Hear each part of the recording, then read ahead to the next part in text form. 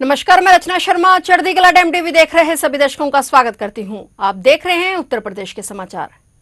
उत्तर प्रदेश के मुख्यमंत्री योगी आदित्यनाथ ने आज गुरुवार को अपने गढ़ गोरखपुर को 995 करोड़ रुपए की विकास परियोजनाओं की बड़ी सौगात दी है। सीएम योगी आदित्यनाथ ने टीपी नगर पैडलेगंज मार्ग पर आयोजित भव्य कार्यक्रम में 813 करोड़ 52 लाख रुपए की लागत से तैयार 4 परियोजनाओं का लोकार्पण किया, जबकि 181 करोड़ 70 लाख रुपए की लागत वाली 10 नई परियोजनाओं का शिलान्यास भी किया। इस मौके पर मुख्यमंत्री ने मंच से जनसभा को संबोधित किया। सीएम योगी आदित्यनाथ ने कहा कि इन परियोजनाओं से गोरखपुर की सड़क, यातायात, शिक्षा, महिला सशक्तिकरण और शहरी विकास को नई गति मिलेगी। इसी के साथ गोरखपुर को पहला 6 लेन फ्लाईओवर मिल गया है। इसके अलावा मुख्यमंत्री ने जिन 10 नई परियोजनाओं का शिलान्यास किया है उनमें विश्वविद्यालय चौक के पास बनने वाला साइंस म्यूजियम सबसे महत्वपूर्ण परियोजनाओं में शामिल है। लगभग 49 करोड़ 60 लाख रुपए की लागत से बनने वाला यह म्यूजियम छात्रों और विज्ञान में रुचि रखने वाले युवाओं के लिए आधुनिक शिक्षण केंद्र साबित होगा। मुख्यमंत्री योगी आदित्यनाथ लगातार गोरखपुर को पूर्वांचल के सबसे विकसित शहरों में शामिल करने पर जोर दे रहे हैं। इन नई विकास परियोजनाओं से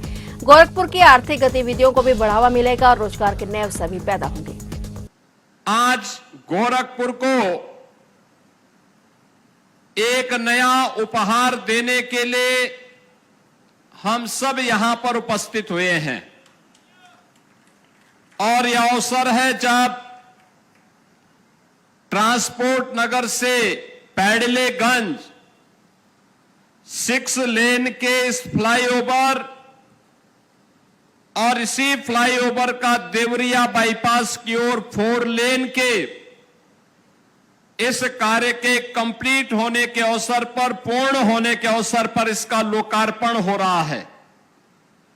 इसकी कुल लंबाई 2658 मीटर इसकी फ्लाईओवर की लंबाई है और यह 429 करोड़ रुपए में बनकर के तैयार हुआ है। 50 लाख से लेकर के 1 करोड़ की आबादी सीधे सीधे इससे लाभान्वित होने वाली है। आज इसका लोकार्पण हुआ है। मैं लोकार्पण के अवसर पर आप सभी गोरखपुर वासियों को, यहां की जनता जनार्दन को और इससे लाभान्वित होने वाले सभी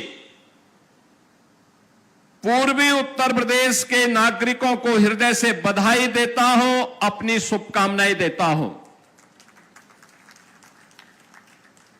बहनों और भाइयों, इसके साथ ही 278 करोड़ रुपए की लागत से कसिया मार्ग यानी पैडलेगंज चौराहे से फिराक गोरखपुरी चौराहे तक 4 लेन में चौड़ीकरण, सुदृढ़ीकरण का कार्य भी इसका लोकार्पण हो रहा है।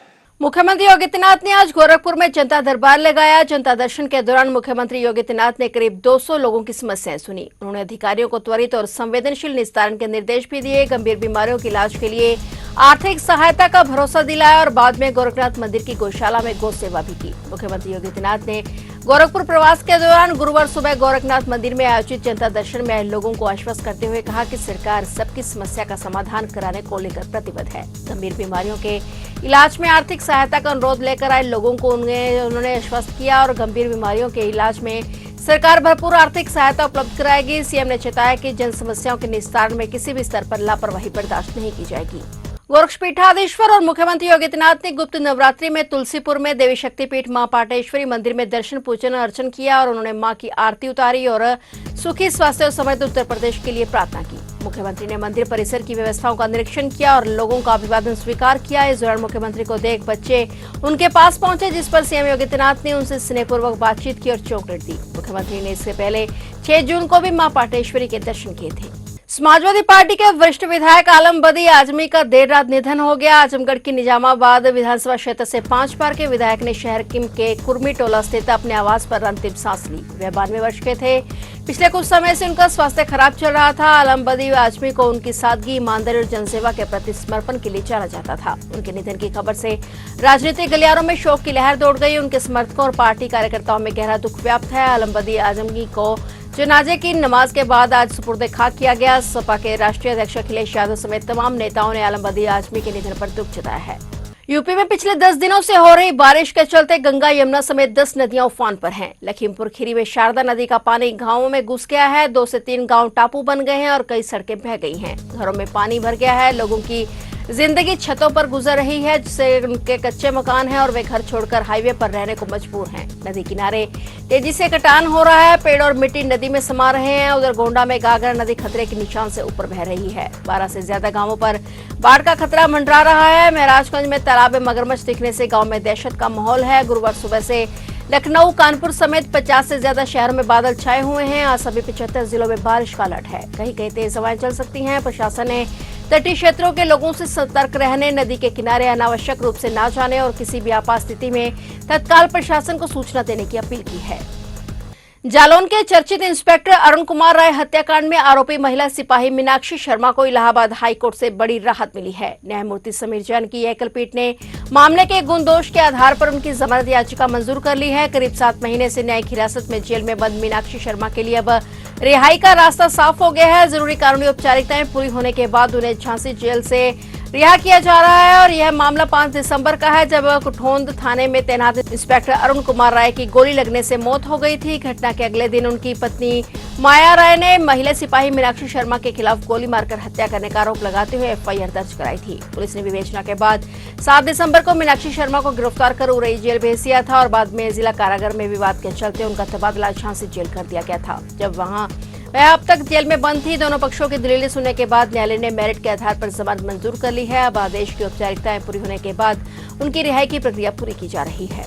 गाजीपुर के शादियाबाद के राजी कुकुड़ा गांव में एक प्रेमी युगल के शव गुरुवार को गांव से 1.5 किलोमीटर दूर पेड़ से लटके हुए मिले। मृतकों में युवक गोलू बिंद 18 वर्षीय और उसकी 20 वर्षीय प्रेमिका अंजू बिंद शामिल हैं। गोलू की मां ने आरोप लगाया है कि यह घटना ऑनर किलिंग का परिणाम है और गोलू की मां ने बताया कि भोर में 3 बजे अंजू के पिता उसके घर आए थे और बताया कि दोनों घर से गायब हैं। गोलू हाल ही में राजकोट से आया था और जहां वह काम करता था। वह 2 दिन पहले ही गांव लौटा था और वहीं अंजू घर पर ही रहती थी। दोनों के बीच प्रेम संबंध थे और वे शादी करना चाहते थे, लेकिन उनके परिवार वाले इस रिश्ते के लिए तैयार नहीं थे। गोलू की मां ने कहा कि अंजू के परिवार ने उनके रिश्ते का विरोध किया था, जिसके चलते ये घटना हुई। उन्होंने आरोप लगाया कि अंजू के परिवार ने ही गोलू और अंजू की हत्या कर दी है। इस मामले में पुलिस ने जांच शुरू कर दी है और शवों को पोस्टमार्टम के लिए भेज दिया गया है। पुलिस ने मामले की गंभीरता को देखते हुए जांच के लिए विशेष टीम गठित की है।